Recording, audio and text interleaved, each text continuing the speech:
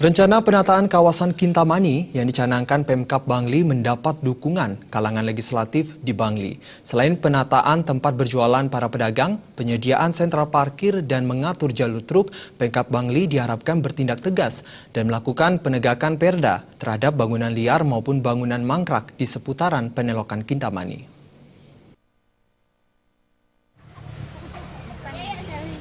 Wakil Ketua DPRD Bangli, Ikomang Charles, menuturkan kalangan legislatif memberi apresiasi terhadap kinerja Bupati dan Wakil Bupati Bangli yang melakukan gebrakan penataan kawasan Kintamani pada 100 hari pertama masa pemerintahannya.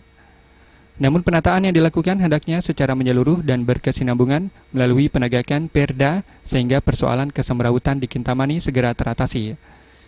Salah satu aspek penataan yang menjadi perhatian legislatif menyangkut penertiban terhadap bangunan liar dan bangunan mangkrak yang menutupi public view. Bila hal ini tidak mendapat perhatian eksekutif, DPRD Bangli mengusulkan hak angket karena ada kesan pembiaran dan ketidakseriusan Pemkab dalam mengatasi permasalahan tersebut.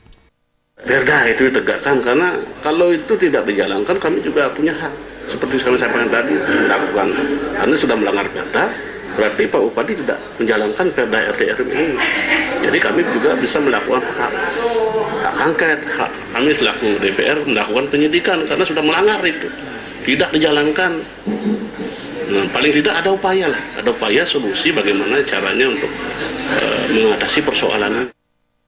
Aspek lain yang juga menjadi sorotan adalah terkait karakter SDM setempat, terutama masih banyaknya pedagang yang mengejar-ngejar wisatawan, sehingga wisatawan merasa terganggu dan tidak nyaman saat berwisata ke Kintamani. Alit Sidi dan Angga Ratana.